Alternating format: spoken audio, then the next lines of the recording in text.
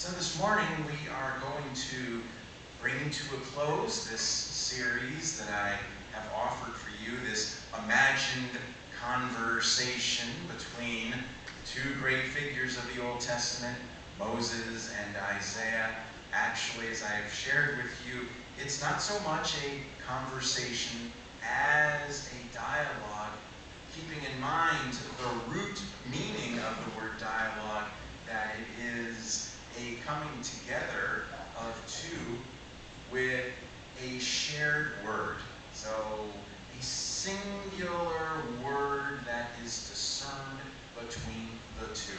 And so over these last few Sundays, as we have read from the Torah, as we have read from the book of Isaiah, we have tried to explore a series of singular words that these two massive figures appear to articulate together across the centuries. So let us now hear the word of our God as we begin with a reading from the book of Deuteronomy.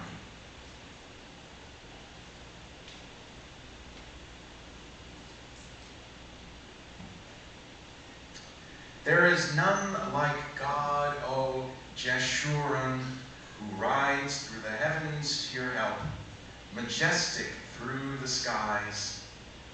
He subdues the ancient gods and shatters the forces of old. He drove out the enemy before you and said, destroy. So Israel lives in safety. Untroubled is Jacob's abode, in a land of grain and wine, where the heavens drop down like dew. And now we turn to the book of the prophet Isaiah.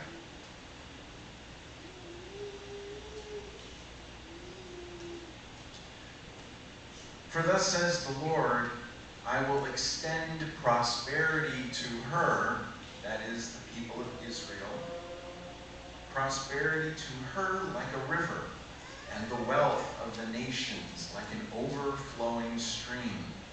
And you shall nurse and be carried on her arm and dandled on her knees. As a mother comforts her child, so I will comfort you. You shall be comforted in Jerusalem.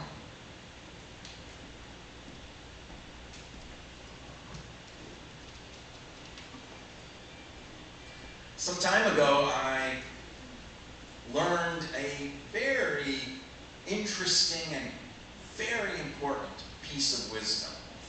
We often think that when we are in a relationship with one another, that the depth of our relationship is expressed between a gaze that is shared between us, that we look at one another, and that we know one another, and that we recognize one another in our gaze.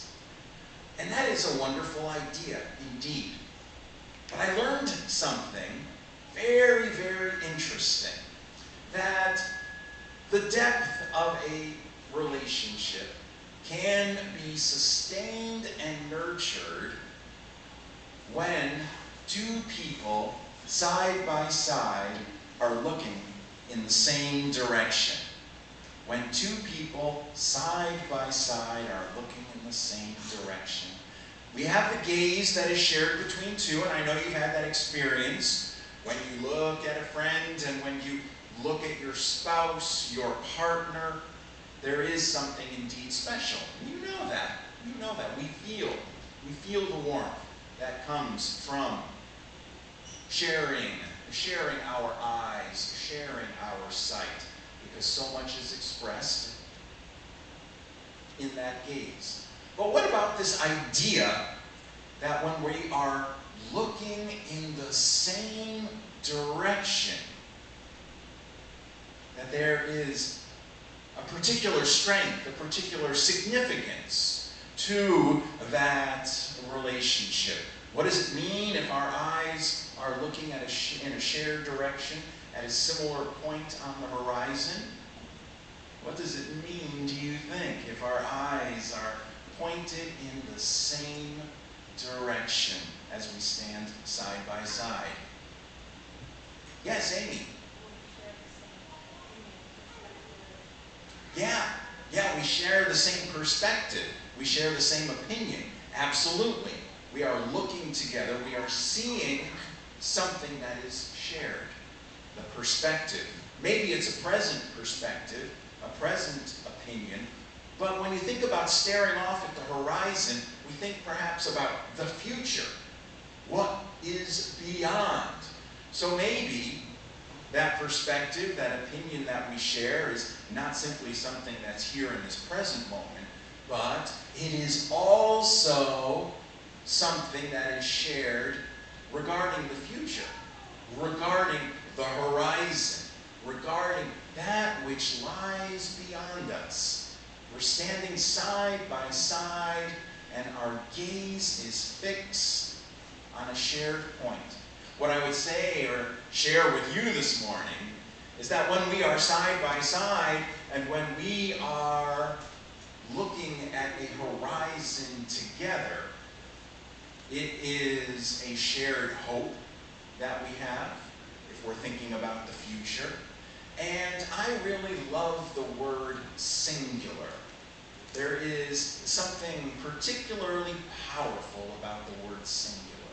I think it's a little stronger than simply shared. Singular means something unique, and it's really something very focused. It is a point. It is an idea that is very, very clear. It has a clarity to it. It has a one-of-a-kind nature to it. And so, oh yes, Vermilion. You plus me, that means we are stone. That's right.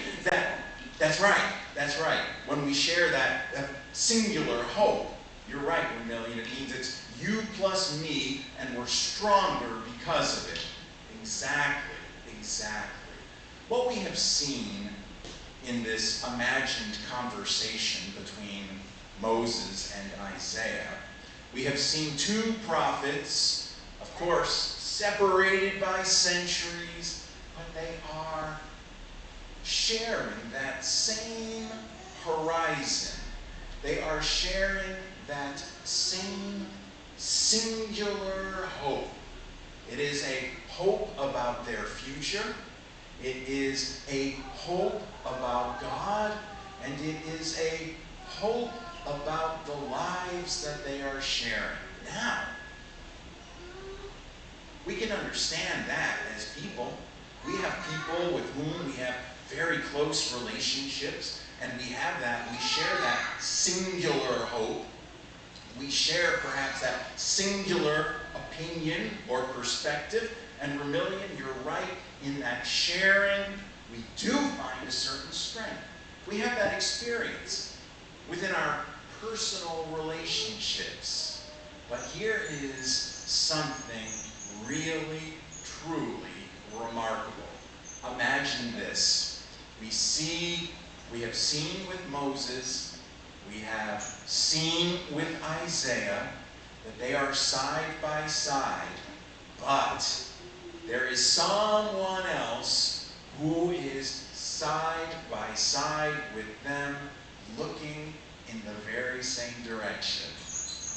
Who do you think that someone else is who is at their side? Yes, it's God. That's right. Thank you. It is God. God is standing, if you can imagine, side by side with Moses and Isaiah, looking in that very same direction. The hope that Moses and Isaiah have for their people, here's the incredible thing, is the very same hope that God has for his people. And we see it expressed in our two readings this morning. Both of our readings feature water, feature dew, feature the life-giving drops of rain that come from heaven above. You can imagine when you live in the wilderness, when you live in the desert, water is a rare commodity. Water is something precious. We know that it is life-giving. And in both of our readings this morning, there is a promise from God that Israel is going to experience a land in which there is life-giving water. Moses says it in the book of Deuteronomy. Isaiah says it in our reading in the 66th chapter of the book attributed to him. Moses and Isaiah, they are sharing a singular hope. They are standing and they are looking at a horizon, and it is their hope that the people of Israel would be liberated, that the people of Israel would experience the fullness of life together and in the presence of God, that it would be an experience of liberation from the heavy hand of Pharaoh and from all of the enemies that have surrounded the people. And the incredible thing is, that is God's singular hope for them as well. That it is God's desire, that it is God's desire that the people, his people, would be delivered. It's remarkable, it's poignant, it's wonderful, and it's inspiring that as we share a singular point with those in our lives, with friends, with family, with acquaintances, with people around us, with our community, as we experience that singular hope, as we look side by side, as we look to the future, God is there side by side with us. So for our spiritual lives, for our daily lives, this is a tremendous proclamation. It is a tremendous reminder that as we are looking to the future, as we are nurturing the hopes and dreams within us for the future and for the fullness of life as people of faith, God is there sharing that horizon. God is there as focused upon that horizon as we are. And the God who is beside us, sharing our gaze, is at the very same time the God who greets us from that horizon. And so, in that coming together, that singular hope begins to unfold before us. So in many ways, the spiritual life, it can be distilled to this beautiful, beautiful idea that, as the psalmist says, from where will my help come? My help comes from the Lord who made heaven and earth. And I lift up my eyes. I lift up my eyes to the hills, and I point my gaze toward the future. The spiritual life can really be distilled, if you will, to those simple but powerful words of King David, who wrote Psalm number 121. That the spiritual life, it is a lifting of the gaze to that horizon, to a singular hope that has been expressed by all of those within the faith who have gone before us, trusting indeed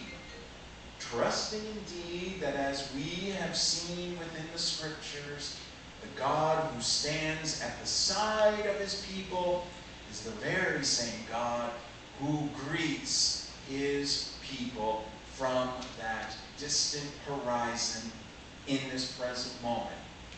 So we go into the world, we begin a new week with all of the challenges, with all of the demands, all of the joys, all of the possibilities, all of the responsibilities. We go into the week carrying all those things. And you know, when you have your shoulders, your gaze tends to move to the ground. So when we go into the week, when we begin a new week and we feel the weight of all that we carry, we can remember some very, very simple things. The words of David, I lift up my eyes to the hills. I lift up my eyes to that distant point.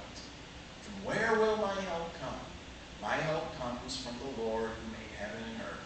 And it is that very same one who stands at our side, that very same one who greets us from the future, lifting our gaze, keeping it aloft, so that we can take those steps into a new day, into a new week, into a new season of our lives. When I was in seminary, and I'll close with this. When I was in seminary, I once asked my advisor, I think that I want to do this kind of ministry when I graduate. I was thinking about ministry in the city. And I said to my advisor, I feel that within me. How do I know that God is sharing? That God is sharing that same vision that seems to be percolating inside of me. And my advisor said, God is doing the percolating. God is doing the stirring. God is here pointing you, sharing that vision. God is there stirring this within you. God is at your side in this way. And God will see you as it unfolds. And I witnessed that in my own life, and I'm sure you have had experiences as well. The things that are stirring within you as you consider the day, as you consider the future, those things are being stirred by God, who is lifting up your gaze, who is aligned, if you will, with that shared gaze, that singular hope. So let us hear that good news. Let us imagine Moses and Isaiah sharing a vision of the future. Let us go forth together with a similar gaze, a similar lifting up of our eyes, and trusting indeed that there is one, both at our side, who will lead us from this present moment